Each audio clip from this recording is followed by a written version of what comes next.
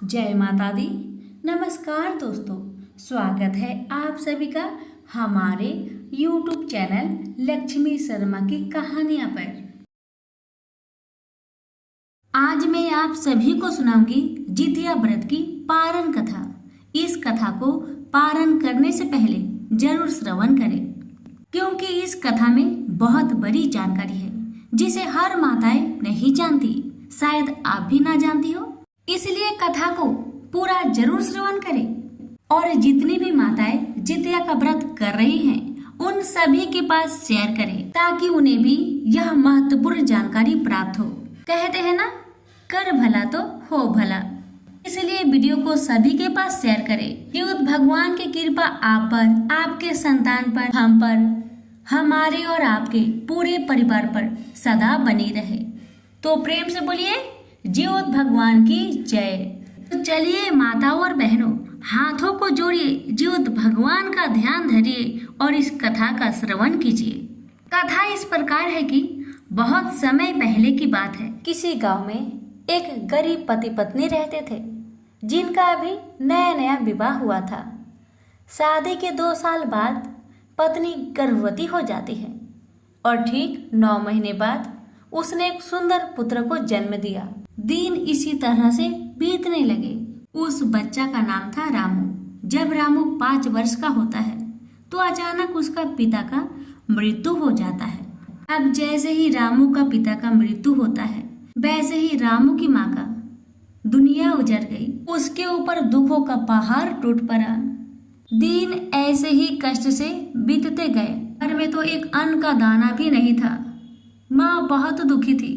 माँ ने सोचा, चलो रामू के पापा नहीं है तो मैं अपने बच्चे के लिए जीऊंगी। मैं अपने बच्चे को अच्छे से पालन पोषण करके बहुत बड़ा इंसान बनाऊंगी। ऐसा ही विचार करके रामू की माँ घर के द्वार पर बैठी थी।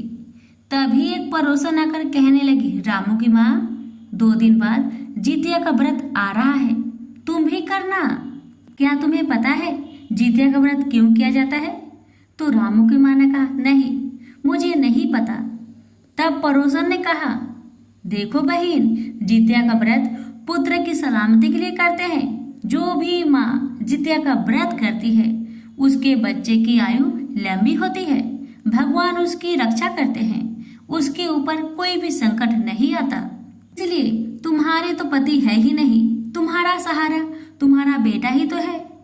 तुम इसकी रक्षा हेतु जितिया का व्रत करो, ताकि तुम्हारे पुत्र का रक्षा जीवत भगवान स्वयं करे। तब रामू की माँ ने कहा, हाँ बहन, आपने बहुत अच्छा बात बताया है। आपको बहुत बहुत धन्यवाद। मैं जितिया का व्रत जरूर करूंगी। बस आप मुझे जितिया का व्रत का नियम बतला दीजिएगा। लेकिन दुख इस बात का है कि मेरे पास पैसे नहीं है। मैं जितिया का व्रत करूंगी तो कैसे करूं? मुझे बताओ बहन।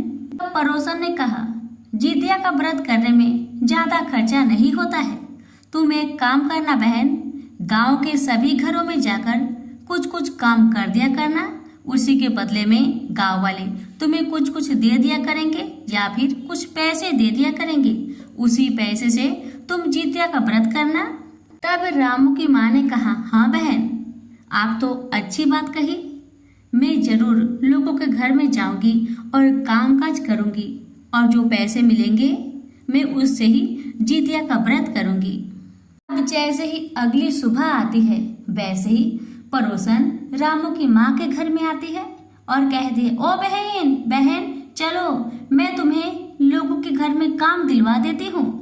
तब रामू की माँ ने हाथ जोड़कर बहन को बहुत बहुत धन्यवाद किया और अपने बच्चे रामू को घर पे सुला के वह पड़ोसन के साथ उस गांव में चली गई। पड़ोसन के मदद के जरिए रामू की माँ को कुछ घरों में काम मिल गया। रामू की माँ सुबह से लेकर शाम तक दिन भर सभी लोगों के घर में काम की। सभी लोग उसे 1-1 रुपया करके दिए, तो रामू की माँ के पास 5 रुपया जमा हो गया। वही 5 रुपया लेकर रामू की माँ अपने घर को आई और उसी 5 रुपया से रामू की माँ जितिया का धागा बाजार जाकर खरीद कर लाती है। अब अगले दिन था नहाए खाए का दिन। रामू की माँ सबसे पहले सुबह में उठकर घर की साफ सफाई करके, स्नान करके जो उसके घर में थोड़ा बहुत बचा हुआ भोजन था उसे अपने बेटे को खिलाकर बाहर काम पे चली जाती है और सभी लोगों के घर में कामकाज करती है और उनसे कुछ पैसा मांगती है, तो कोई उसे पैसा नहीं देते हैं। कोई उसे काम के बदले में चावल का खुदी देता है, तो कोई उसे मरुआ का चोकर देता है। बेचारी दुखी मन से वही चावल का खुदी और मरुआ का चोकर लेकर अपने घर को आती है। उसे पड़ोसन ने बताया था कि नहाए खाए के दिन स्नान करके पहले मरुआ का रोटी से मुंह जूठा करना चाहिए। जूठा करने का मतलब ये हुआ कि नहाए खाए के दिन स्नान करके पहले मरुआ का रोटी खाया जाता है और उसके बाद आप चाहे जो भी भोजन कर ले। ऐसा नहीं कि जो नहाए खाए के दिन आपको लहसुन प्याज भी नहीं खाना चाहिए, ऐसा नहीं है। हमारे यहाँ बिहार में सभी लोग नहाए खाए के दिन लहसुन प्याज डालकर ही भोजन पकाते हैं, क्योंकि आपको तो पता ही है कि बहुत सारे लोग हैं जो जितिया व्रत के दिन जीउत भगवान को मछली देते हैं। इसलिए ऐसा नहीं कि नहाए खाए के दिन आपको लहसुन प्याज छोड़ना पड़ता है, ऐसा बिल्कुल नहीं है। मैं भी जितिया का व्रत करती हूँ, मैं भी नहाए खाए के दिन लहसुन प्याज वाला भोजन ही करती हूँ। आप भी कर सकते हैं, इसमें कोई दिक्कत नहीं है। तो रामू की माँ खुदी वाला चावल और मरुआ के आटा का चोकर लेकर अपने घर को आई और वही चोकर का 2 छोटे छोटे रोटी बनाती है। एक स्वयं खाती है और दूसरा अपने बेटे रामू को खिलाती है, और जो चावल था उसे रात के लिए रख देती है, क्योंकि जिउत भगवान को भी तो भोजन बना के देना पड़ेगा ना, इसीलिए वह खुद ही चावल को अच्छे से रख देती है। और शाम होने से पहले ही पड़ोस में जाकर झिंगुनी के 2 अच्छे अच्छे पत्ते तोड़ कर लाती है, क्योंकि जिउत भगवान को भोजन तो झिंगुनी के पत्ते पर ही दिया जाता है। जैसे पड़ोसन ने बताया था, रामू की माँ ने वैसा ही किया। जैसे रात हुआ, रामू की माँ ने वही खुदी वाला चावल पकाया। उसमें से थोड़ा सा चावल जिउत भगवान के लिए निकालकर अलग कटोरे में रख दी, और जो बचा चावल उसमें से थोड़ा अपने बेटे को खिलाई, थोड़ा खुद खाई और थोड़ा चावल को बचा दी सुबह के लिए। तो चावल सुबह के लिए रखी थी, उसमें पानी डालकर रामू की माँ उसको रख देती है ताकि चावल नष्ट ना हो। अब जैसे ही रात का 3 बजता है, रामू की माँ उठती है और झिंगुनी के पत्ते में वही खुदी वाला चावल जिउत भगवान के लिए दे देती है और भगवान को हाथ जोड़ के सर को झुका के प्रणाम करती है, और कोई भी गलती हुआ हो उसके लिए क्षमा याचना करती है। अब जब रामू की माँ जिउत भगवान को भोजन दे दी, उसके बाद आकर थोड़ा सा वो भी भोजन कर ली, और करने के बाद अपने मुख को अच्छे से धोने के बाद रामू के पास जाकर सो जाती है। अब तो रामू की माँ को निर्जला व्रत रहना होगा। रामू की माँ ने श्रद्धा भक्ति और नियम पूर्वक जितिया व्रत रखा। जितिया व्रत के दिन रामू की माँ किसी के घर में काम करने नहीं गई, क्योंकि उसे पता था कि जितिया के व्रत के दिन एक खर भी तोड़ा नहीं जाता है। अगर तोड़ दिया जाए तो जिउत महाराज नाराज हो जाते हैं। इसीलिए जितिया व्रत के दिन रामू की माँ अपने बेटे के पास ही दिन भर बैठ के रहती है। अब जैसे ही शाम होने वाला था, यानी कि 3 से 4 बजने वाला था, वैसे ही रामू की माँ आस पड़ोस के लोगों के साथ, यानी कि आस पड़ोस की औरतों के साथ नदी में स्नान करने चली जाती है। सभी लोग स्नान करते हैं, रामू की माँ भी स्नान करती है। जैसे जैसे सभी लोग जिउत भगवान का पूजन करते हैं, वे भी जिउत भगवान का पूजन करती है और कलश के ऊपर जिउतिया का धागा को रखकर कथा का श्रवण करती है। जब जिउत महाराज का पूजन हो जाता है, तभी रामू की माँ वो जितिया को अपने गले में धारण कर लेती है और अपने घर को चली आती है।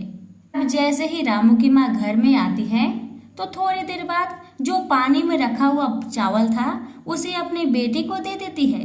बेटा उसे खाकर सो जाता है और रामू की माँ भी अपने बेटे के बगल में सो जाती है।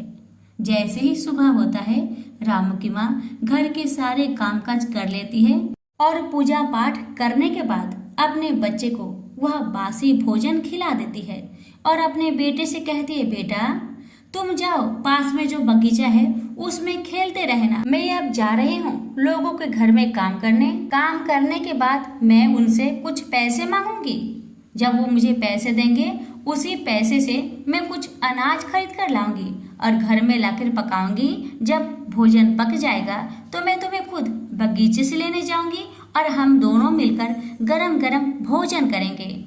इतना कह के रामू की माँ रामू को बगीचे में भेज देती है और रामू की माँ काम पर निकलने जाने लगती है। जाने से पहले रामू की माँ ने सोचा, अभी मैं दिन भर काम करूंगी, उसी के बाद तो मुझे पैसे मिलेंगे। तब तक उपवास हूँ मैं, मेरा सर भी चकरा सकता है। क्यों ना मैं यही बासी जो भात बचा हुआ है इसे ही थोड़ा खाकर काम पे चली जाऊं। बस रामू की माँ ने ऐसा सोचा और क्या किया, बासी भोजन को खाना शुरू कर दिया। अब माँ की गलती पड़ा बच्चे पे भारी। रामू की माँ ने इधर बासी भोजन ग्रहण करना शुरू कर दिया, उधर बगीचे में रामू को एक बहुत बड़े अजगर ने निगलना शुरू कर दिया। ये सब जीवित भगवान के कोप के कारण हो रहा था, क्योंकि रामू की माँ जितिया व्रत करने के बाद पारण के दिन बासी भोजन ग्रहण कर रही थी। अब माता बासी भोजन खाने के बाद चली गई गांव में लोगों के घर में काम करने। दिन भर काम करने के बाद रामू की माँ को थोड़ा सा अनाज मिला। वह उस अनाज को लेकर घर में आई, गरम गरम भोजन पकाई और भोजन पकाने के बाद उसने सोचा, पहले मैं बगीचे में जाकर रामू को लेकर आती हूँ, फिर हम दोनों बैठकर एक साथ गरम गरम भोजन करेंगे। इतना सोचकर रामू की माँ बगीचे में गई। पूरा बगीचा छान मारा, लेकिन रामू का नामो निशान नहीं मिला। अब तो रामू की माँ पागलों की तरह पूरे गांव में घूम घूम कर दौड़ दौड़ कर सभी से पूछती, कोई मेरे रामू को देखा, कोई मेरे रामू को देखा। सभी एक ही बात कहते, नहीं बहन, हमने रामू को कहीं नहीं देखा। अब तो रामू की माँ फिर से बगीचे में जाकर जोर जोर से रामू को पुकार पुकार कर रोने लगती है कि हे भगवान, मुझसे क्या कोई गलती हो गई, मेरा बच्चा मिल नहीं रहा। मैंने तो आपका व्रत श्रद्धा भक्ति के साथ किया था कि आप मेरे बच्चे की रक्षा करेंगे, लेकिन मेरे साथ तो उल्टा हो गया। अगर मुझे मेरा बच्चा नहीं मिला तो मैं भी इस बगीचे में बैठकर ही रो रो कर अपना प्राण त्याग दूंगी। इतना कह कह कर रामू की माँ जोर जोर से रोए जा रही है। अब तो जीवित भगवान को रामू की माँ का दुख देखा नहीं गया। भगवान एक बूढ़ी माई का वेश धारण करके रामू की माँ के पास आते हैं और कहते हैं, बहन, ओ बहन, तुम इस बगीचे में क्या कर रही हो? इतना जोर जोर से क्यों रो रही हो? क्या कारण है, मुझे बताओ। अब रामू की माँ भेष रूपी बुढ़िया माई की दोनों चरणों को पकड़कर सर को झुकाकर रो रो कर कहने लगी, हे माँ, क्या बताऊं मैं आपसे, क्या बताऊं। मैंने कल जितिया का व्रत किया था। मुझे पड़ोसन ने कहा, तुम्हारा तो इस दुनिया में कोई नहीं है सिवा इस बेटे के। उसकी सलामती के लिए तुम जितिया का व्रत करो, तुम जीवित पुत्री का व्रत करो। इससे तुम्हारी बच्चे की रक्षा जीवित भगवान स्वयं करेंगे। बस मैं पड़ोसन की बात मानकर नियम पूर्वक श्रद्धा भक्ति के साथ जीवित महाराज का व्रत किया, लेकिन मेरे साथ तो उल्टा हो गया। मैंने जितिया व्रत किया और आज पारण के दिन मेरा बेटा मुझसे दूर चला गया। मेरा बेटा मुझे मिल नहीं रहा। अगर मुझे मेरा बेटा नहीं मिला माँ, तो मैं अपना प्राण त्याग दूंगी। तब भेष रूपी बुढ़िया माई कहने लगी, बेटी, तुमने जितिया का व्रत किया है, श्रद्धा भक्ति के साथ किया है, तो अब तुम चिंता क्यों कर रही हो? तुम्हारे बच्चे की रक्षा जीवित महाराज करेंगे। तुम जीवित महाराज पे भरोसा करो, तुम्हारे बच्चे को कुछ नहीं होगा। लेकिन तुम बताओ, जितिया का व्रत तुमने किया तो पारण कैसे किया, किस चीज से किया, मुझे बताओ। तब रामू की माँ ने कहा, माँ, मैं तो बहुत गरीब हूँ, मेरा उस दुनिया में कौन है माँ रामू के सिवा। मैंने निर्जला व्रत रहा। पारण करने के लिए मेरे घर में कुछ भी नहीं था। जो रात को मैंने भोजन पकाया था, उसी भोजन को मैंने पानी डालकर रख दिया था। मैंने सोचा कि दिन भर मैं काम करूंगी तभी तो मुझे भोजन कोई देगा, नहीं तो कौन मुझे भोजन देगा। बस यही सोचकर मैंने बासी चावल खाकर लोगों के घर में काम करने गई और उसके बाद मुझे रामू नहीं मिला। तब बुढ़िया माई कहने लगी, बेटी तुम्हारी गलती तो यहीं पर है। क्या तुम्हें पता नहीं कि ज्योत भगवान का व्रत करने के बाद पारण गरम गरम भोजन से करना चाहिए। तुमने बासी भोजन किया है, इसीलिए ज्योत भगवान तुमसे नाराज हो गए हैं। अब तो बुढ़िया माई की बातें सुन रामू की माँ बहुत घबरा गई, बहुत डर गई और कहने लगी, हे माँ, अगर मुझे मेरा बेटा नहीं मिला तो मैं अन्न जल त्याग कर मैं अपना प्राण त्याग दूंगी माँ, अपना प्राण त्याग दूंगी। मुझसे गलती हो गई माँ, मुझसे गलती हो गई।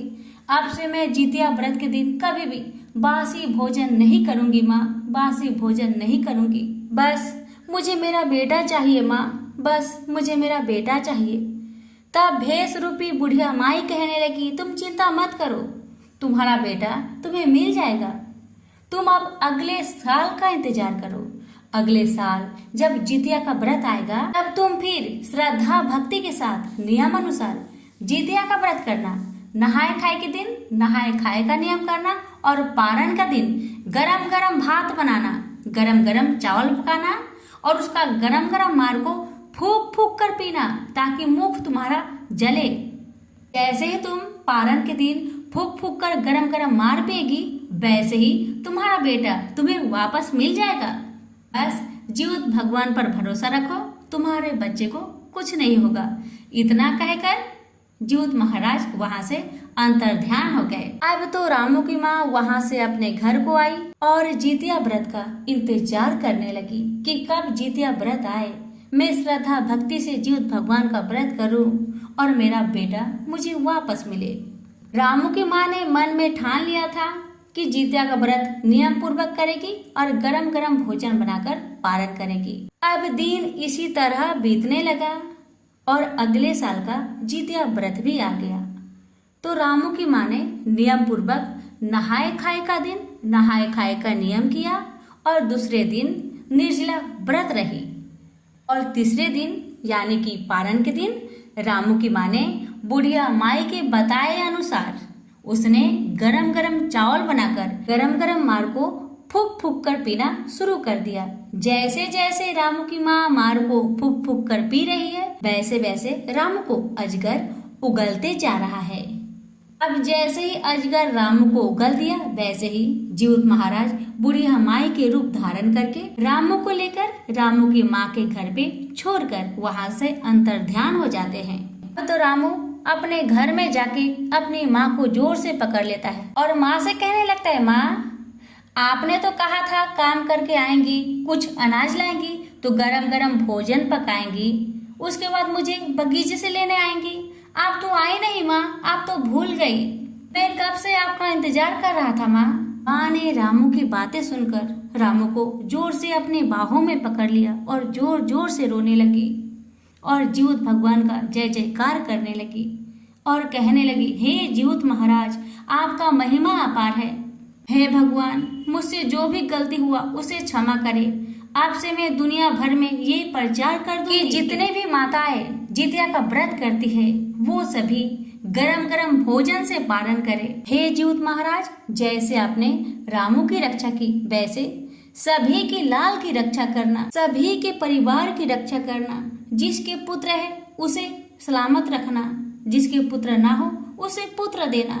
तो सभी मिलकर बोलिए, ज्योत भगवान की जय। प्रिय दर्शकों, आपने तो ज्योत पुत्र का व्रत की पारण कथा तो सुन ही लिया। अब सुनिए सभी व्रतों में सुनी जाने वाली गणेश जी की कथा और लपसी तपसी की कथा। कथा। एक बुढ़िया माई थी। वह मिट्टी की गणेश जी की पूजा करती थी।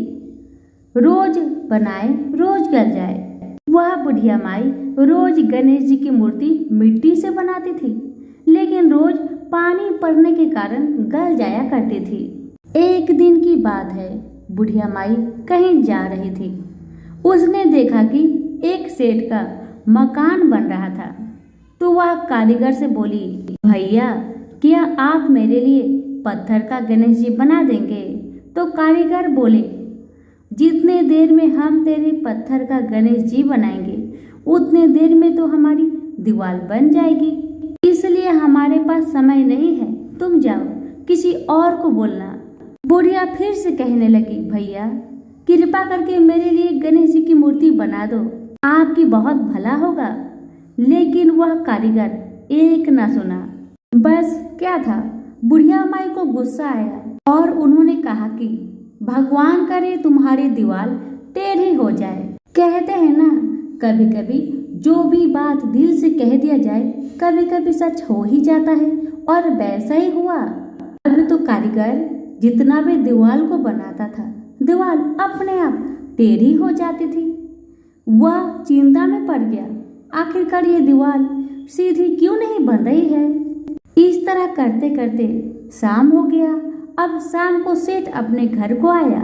उसने कारीगर से कहा, अरे तुम आज कुछ काम ही नहीं किया। तो कारीगर कहने लगा, मैं तो सुबह से परेशान हूँ दीवार को बना बना कर, लेकिन ये दीवार हमेशा टेढ़ी बन जा रही है। बात यह है कि एक बुढ़िया यहाँ पर आई थी। उसने मुझसे कहा कि गणेश जी की मूर्ति बना दो, लेकिन मैंने कहा जब तक तुम्हारे लिए हम गणेश जी की मूर्ति बनाएंगे तब तक हम ये दीवार को ही खड़ी कर लेंगे। बस मैंने उसके लिए गणेश जी बनाने से इनकार कर दिया तो उसने गुस्से से कहा कि भगवान करे तुम्हारी दीवार टेढ़ी हो जाए। बस तब से अब तक मैंने इतने बार दीवार बनाए, लेकिन दीवार हमेशा टेढ़ी ही बनती जा रही है। कारीगर की बातें सुन सेठ ने बुढ़िया माई को बुलवाया और सेठ ने कहा, हे बूढ़ी अम्मा, हम तेरे लिए सोने का गणेश जी गढ़ देंगे, बस हमारी दीवार सीधी हो जाए। बुढ़िया माई ने गणेश जी से प्रार्थना की।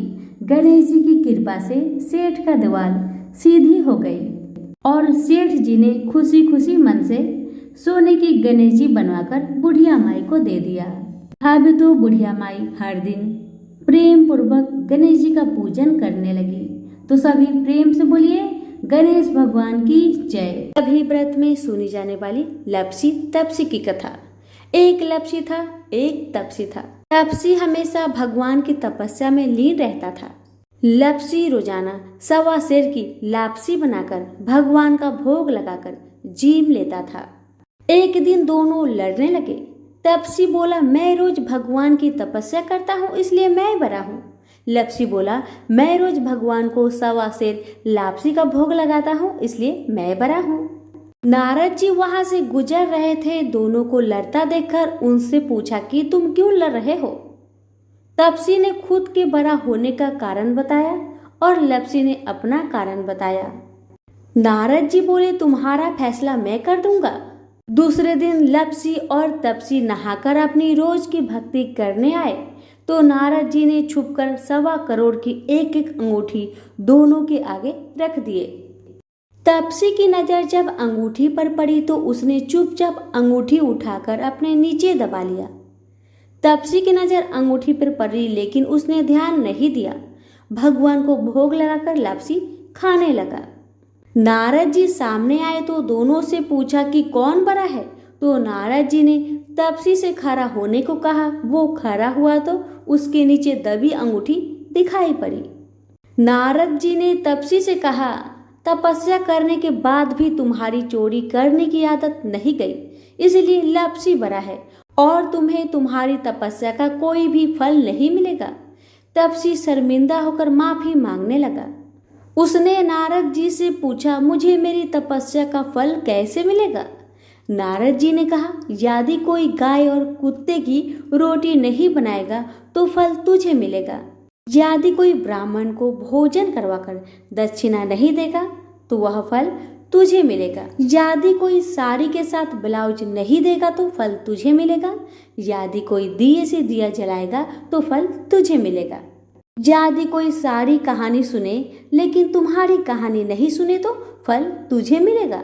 उसी दिन से हर व्रत कथा कहानी के साथ लपसी तपसी की कहानी भी सुनी और कही जाती है। प्रेम से बोलिए लक्ष्मी नारायण की जय।